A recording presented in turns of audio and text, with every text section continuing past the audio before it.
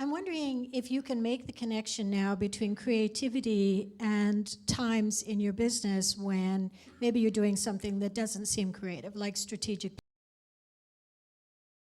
which market to go into, or how do we develop our employees, and those kind of things. Is there some way for those who aren't in the creative field that we also can use creativity?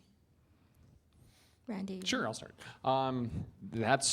It's interesting because that's basically how we do everything. Again, defining that sandbox, boiling it down to a single simple need. Like when we come up with a strategic plan, the core of that plan will fit on a Post-it.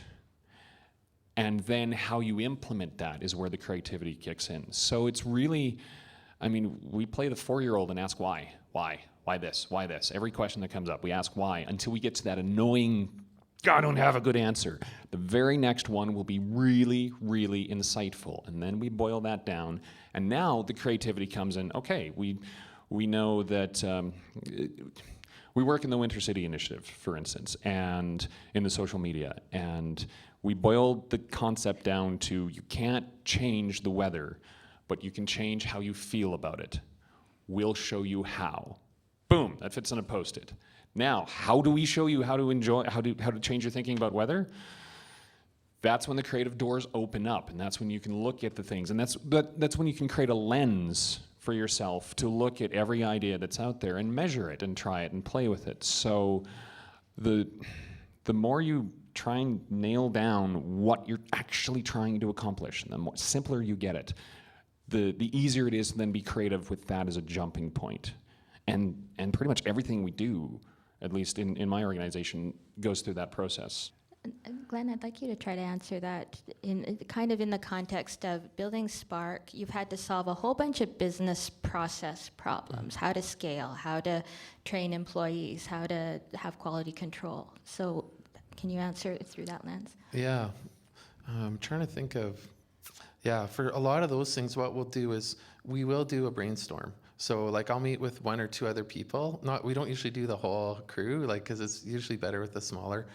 We do the brainstorm, write down all the ideas that we can think of. Let's just put them all down, kind of unqualified, just blurt them all out. And then we'll do a little selection process and meet together and kind of like maybe make a couple of them look as good as we can. And then a lot of times what I'll do is go around, I'll just take it and walk around and find someone, as many people as I can, but one-on-one though, and just say, okay, what do you like about these ideas? How can we improve this? Can we refine it? Do you have anything better? And I'll ask everyone, right? So I'll ask everyone, graphic designers, printers, salespeople, the controller, everyone, right?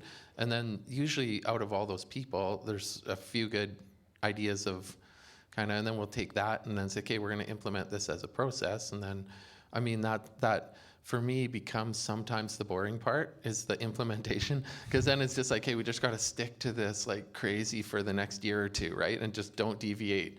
And so that part I find really tedious, but at the same time, I find it's the most important part, because I mean, if you don't execute it fully, the idea just is a huge waste of time. And no matter how good the idea was, if it's not executed, right, it's really has no substance to it.